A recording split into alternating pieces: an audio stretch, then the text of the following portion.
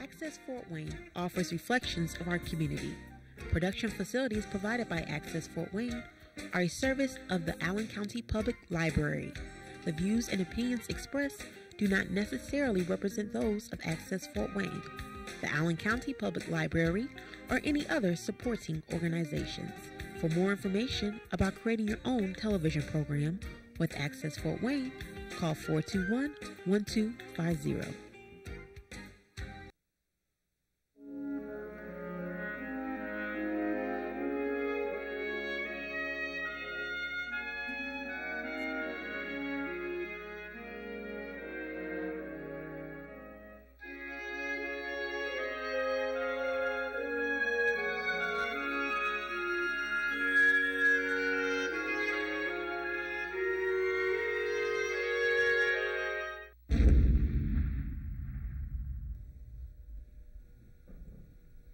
Hello, and welcome to our show, The American Veteran. I'm Dale Parrish, your host.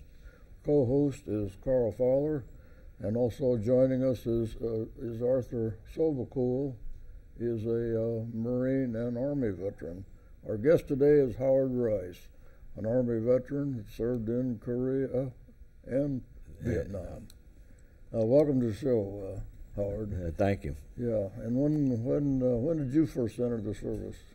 I first entered the reserve, or actually joined the National Guard on February the 2nd of 1953. 53. 6 months, about 5 months before I got out of high school. Yeah. And that was to ensure that I would have a delay from the draft to get into college and join ROTC. Which, good. So I have all total, about 6 years of National Guard experience, 15 years of active Army, and another 10 years of Army Reserve on top of that. Yeah. Mm-hmm. Actually, they did me out of 2 days so I would fully have my 31 years in. Is that right? Because they made my transfer to the inactive reserve effective with the 31st of January of 1984. Yeah. That's quite a service, yeah. Quite lengthy. Yeah. I think, was it Renbarger had almost that many years? Yeah. You served in Vietnam.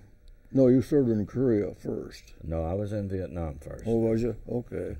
And when was that? I was there from September of '66 to September of '67. Okay. I went over there as the on an emergency requisition for a replacement for a combat casualty. Yeah. When I got there, I turned out to be the third fill on that casualty to arrive that day at Tan Son Nhut. So I was siphoned off and ended up being assigned to the Directorate of Maintenance of the Headquarters 1st Log Command as chief of the Combat Vehicle and Armament Branch. The duties essentially were to oversee the maintenance of all of the combat vehicles, the tanks, the APCs, all the artillery weapons, and all the crew-served weapons that were Army supported in Vietnam. So you were more than motor pool. Mine was all strictly administrative type, okay. And the commanding general of the 1st Log Command had his operational brief every morning. One of the last items that he touched on was the status of all the combat vehicles and armament, and particularly the artillery weapons. And I had to get up and tell him the status of almost weapon by weapon of all the artillery that was, particularly those that were deadlined, that had been on, that were out of action for longer than 24 hours. Okay. And now that seems like much, but I was there during the time that Annie Oakley was running around taking pot shots at the Saigon warriors.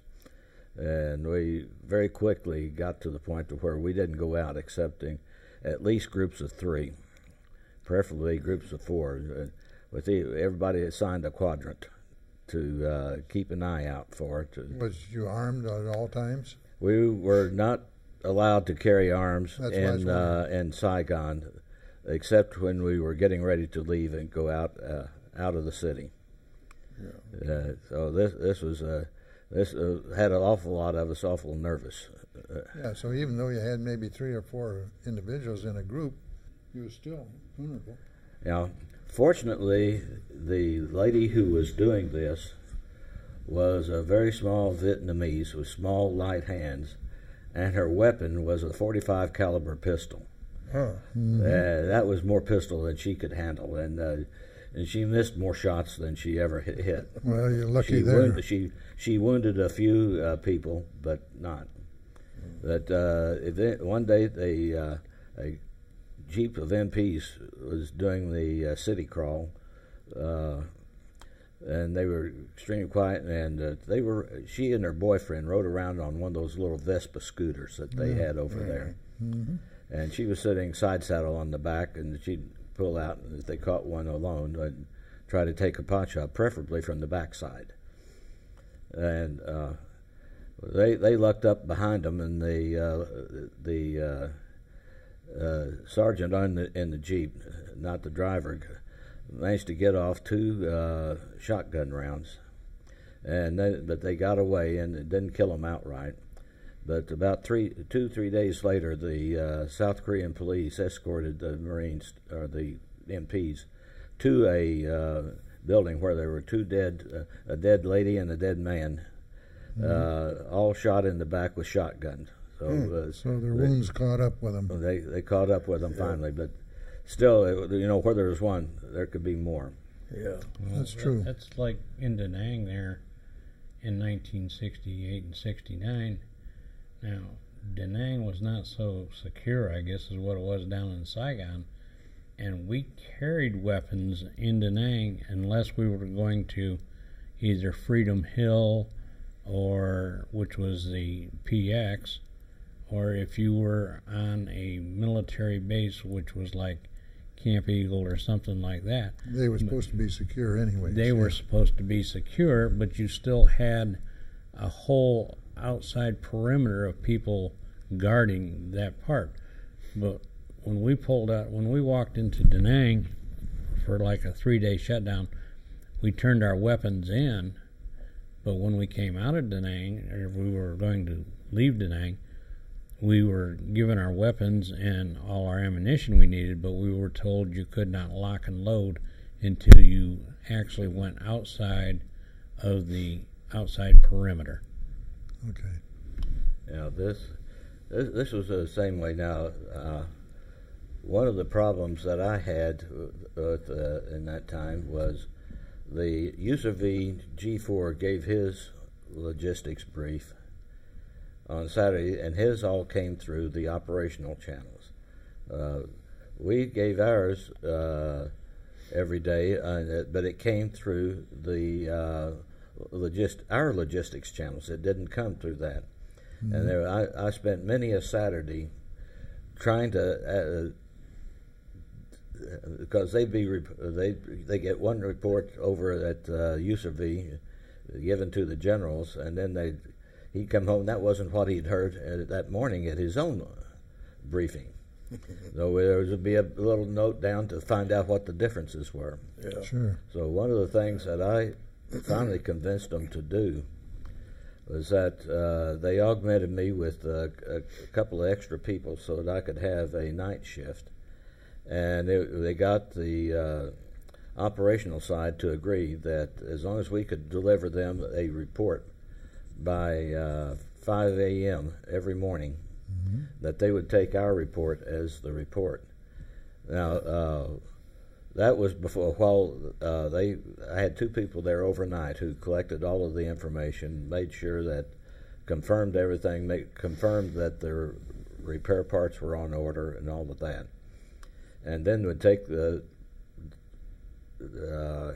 hand write up the report and hand carry it over to USAV headquarters, which was about 3-4 miles away. And they made a Jeep available to them to go. And they were authorized, because it was before curfew, or during curfew, they were authorized to carry weapons. Loaded, not magazine in the weapon, but no round in the chamber. Yeah. And later, was that to protect them or protect the report? a little bit of both. It was to protect them, to be sure that they got over there okay, because a little later into it, even though they were still allowed to carry, the military police set up to where they would give a call about 10 minutes before they were going to be ready to leave, and then they would be escorted over with a fully armed MP vehicle, and that included a pedal mount machine gun. Okay. They would be escorted over there and then escorted back. Sure. Actually, it turned out that I got to see an awful lot of the country. Mm-hmm. I made it up to the Marine Corps and the I Corps zone out to Camp Carroll, which was an artillery base for the Marines, because we had a battery of our 175 millimeter guns, the long range shooters, up there supporting the Marines. And then at various other times I was into the area for where the Maricao division operated, and also into Pleiku, Quinyon. I think the only place I missed, I didn't visit personally, was Cam Ranh Bay and the Mekong Delta. Mm-hmm. And but I did have to make contact with a Navy commander, because they had taken a bunch of the old Army 60 millimeter mortars, mounted them in racks on their riverine boats, and with that had the little trip lever where you could drop the rounds, carry the rounds in the tube without firing when they dropped down. And they had an arrangement to where they could trip them all off singly or in serial.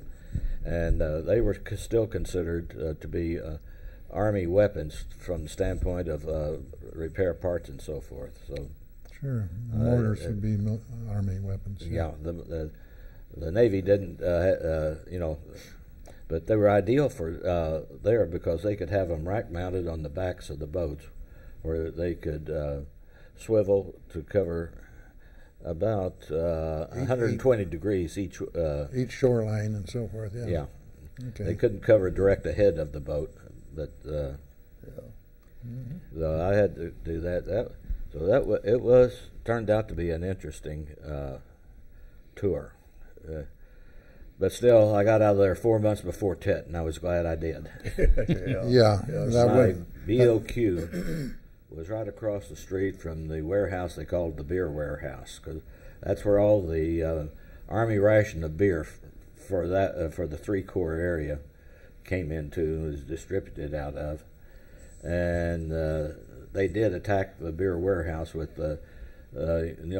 these 82 millimeter mortars that they were dropping 81 millimeter mortar shells down, and they'd wobble like everything. And a couple of them did hit the BOQ, which was right across the street.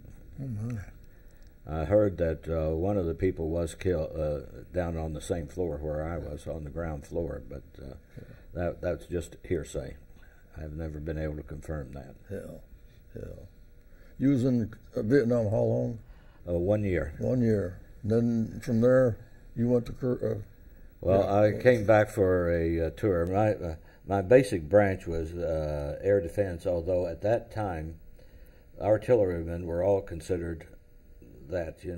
Every artilleryman had both the cross cannons and the missile, with the missile through it. And so I came back to the States for about 2 years, and I was given an alert notice to go back to Nam for a second tour. However, when the actual orders came down, I got siphoned off to Korea. Okay. When I arrived at my orders read to go to the Air Defense Brigade, but again, that got changed in country, and I went to the 7th Division. When the sedan that they sent to pick us up, carry us up from the Kempo up to the division headquarters at Camp Casey. The other gentleman was a Transportation Corps major, and we were respectively the 13th and the 14th majors in the division. Normally a division has well over 100. At the time that we got there, because of Vietnam, the divisions, you had lieutenants with less than 2 years' experience commanding batteries. Right. You had lieutenants with less than 2 years' experience being operations officers. And it was strictly lieutenant colonels and lieutenants. I was first assigned to headquarters 7th DeVarty, and later, as soon as one of the battalion execs rotated, then I was assigned as the executive officer of the 1st Battalion, 31st Artillery, which was armed with Honest John rockets. The only place that you found Honest Johns at that time was still a few remnants of the German army and in Korea. I'm not familiar with them at all.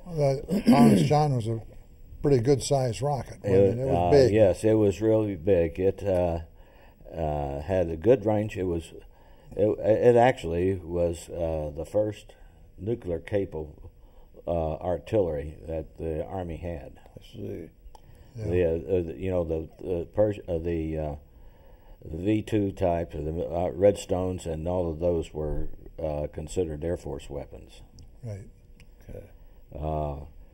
And although we were organizationally a member of the 7th Division, we were actually considered as a I-Corps artillery asset.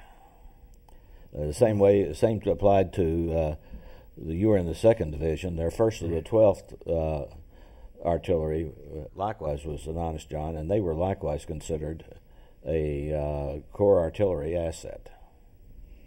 Sure. So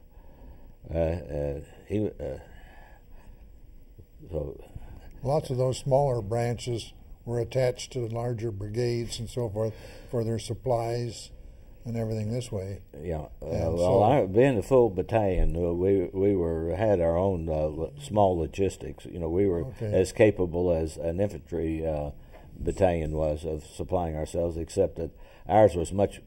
Instead of 30 caliber ammunition or 50 caliber ammunition, it was 762 millimeter caliber. Right, which is the rockets. Pretty good size. Yeah. Let's see, when we were in Vietnam, we had I know when we were in Nassau Valley, we had Army support artillery. When we were up in Quezon, we had Army support artillery and battleship support artillery. Yeah. And when we were on Hai Vam Pass, we actually had an ACAC gun on our back side with the Navy personnel running that off of a ship. It was taken off a ship and actually ground mounted. Okay. And that would have been 40 millimeter? Yep. Okay. Bofors gun. Actually, the Army never took the Bofors over there, but they did resurrect the Quad 50s. Right. And they based on the Walker Light tank chassis, and they used them for particularly for convoy support. Oh. They were tracked vehicles, could run out. They had they had a much more rugged suspension system under them, and they would run ahead of the tanks and the others, which, although they were better protected from that. Okay. But then if you turn 450 caliber machine guns on a tree line, you're chopping down trees. Yeah. Yeah. Yeah. Quad 50s was a fearsome weapon. I think every one of our enemies that ever encountered it was scared to death. Now the 50 caliber and one of the tales my father used to tell was when he was in Korea with the shooting war, was of the half tracks that they had that had the Quad 50s on them. And since there was no anti-aircraft by the time they got there, the aircraft threat, these were assigned out onto the MLR and dug in at Hull Defilade. And they did some illegal rewiring so that instead of, if you wanted to fire pairs, which in any aircraft mode you fired vertical pairs, for the ground they wanted them to fire horizontal pairs. So that you had two of them, they switched a few wires around, and they used that and against a Chinese mass attack. They were devastating. They'd go through 2, 3, or 4 bodies before they. Well, they go through concrete slabs and buildings and everything else. So, Now, we had a weapon in Vietnam that we was up on Hill 55 with us. It was called an Ontos. A what? Ontos. Okay. Which had 6 106s mounted on it. Yes, that was a Marine Corps weapon. The Army evaluated it, and they had a few of them for a while, but they never adopted it like the Marines did.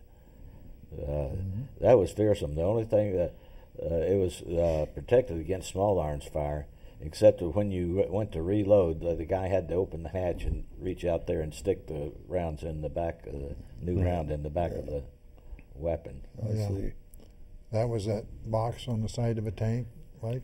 No, this was a full-tracked miniature vehicle with 6 Ontos, or 6 106s on it, and a 50 caliber setting just ahead of the driver. Oh, okay. And the 50 caliber was used for spotting, and he could fire 3 rounds out of that 50 caliber, and then the 6 106s would automatically follow in fire right directly within the same areas where that 50 caliber hit. Sure. Okay. Yeah, they were mounted sort of in a wide V angle, smaller toward the top, but angled in somewhat. Not as much as I was showing, but Nothing could escape that. See, we didn't have weapons like that in Korea, and I watch the History Channel and so forth. The weapons they have today, it's evolving all the time. It's really getting. Well, that was the first place where they employed the recoilless rifle. They were the 57 millimeter and later the 75 millimeter recoilless rifles. Sure. Which were weapons. I think there's one other incident about my career that I would like to relate. This goes back to pre-Korea. The first overseas tour that I had after I was commissioned out of ROTC was to Alaska for 3 years. And I was on site on the day of the 1964 earthquake. Okay, that's where it dropped. We actually, the site I was on top of a mountain, and the ground, we were a Nike Hercules battalion up there, protecting Elmendorf Air Force Base. Sure. And 2 of our sites were out on the alluvial fill at the head of the Cook Inlet, where it's right where it split into the 2 arms, one that went around each side of the Anchorage area. And those 2 units came as close as I ever want to see to 2 magazines blowing up. They actually had rounds. The Nike was held in place on its rail by a shear pin, a wide, a bracket under the support, and it had a shear pin through it. And when the boosters fired, that shear pin sheared, and this bracket was spring loaded, and it would flop down. Okay. Now the round is standing vertically, almost vertically when it's fired.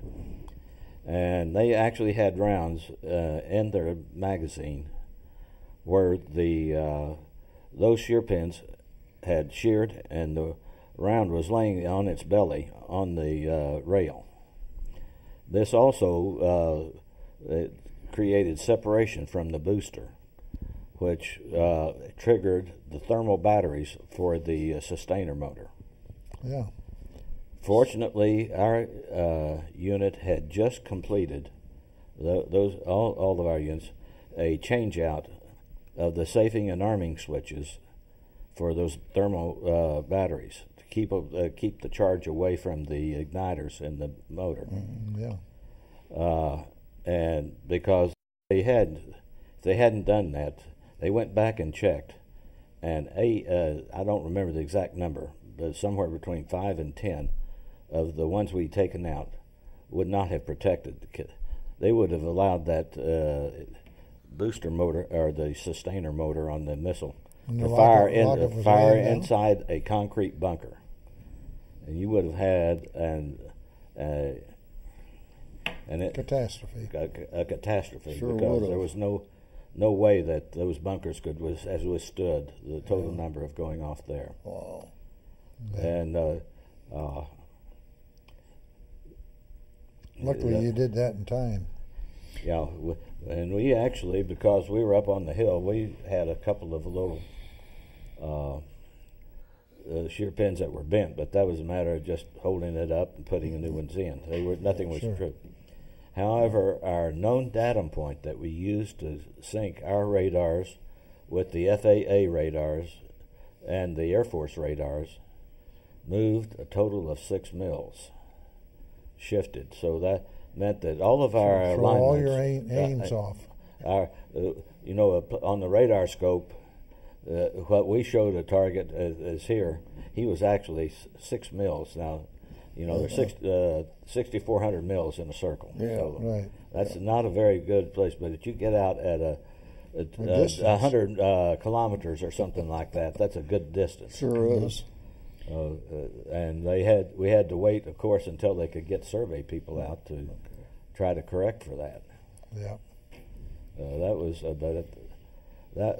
was one where, and of course, our site had the only power within the city limits. The missile sites. He was operating on generators, probably. Yeah, we had our own generators capable of Right. fully powering the site, and enough diesel fuel to. We couldn't have floated the Missouri, but I think a couple of destroyers we might have been able to. Yeah. Yeah. But that was a real. That was a waker-upper, wasn't it? You were talking about your weapons that you guys used in Korea. Mm-hmm. I went through boot camp, and I qualified with an M14 rifle. Okay. I went through Vietnam with an M16 rifle. Right. I went through Korea with an M16 rifle. I got stationed at Marine Barracks, Washington, D.C., and had an M1 rifle and had to qualify with that. Right. And the change from an M1 to an M14 to an M16 is so dramatic, weight-wise weight-wise, everything. Yeah. and ammunition-wise. We've been fortunate as a group to visit the Marine Barracks there in D.C., do their silent drill, Right. Yeah. and so forth, and it's quite impressive. Yeah, because they actually assign a Marine to every wife and have them escort them around in full dress blues. And that's Marine Barracks is something that's a lot of people need to see. Yeah. It is. Yeah. You're talking about qualifications. The first that I qualified on was, of course, the M1. Then the M1 carbine. Mm-hmm. Then the grease gun, the old Right. 45 caliber grease gun. Yeah.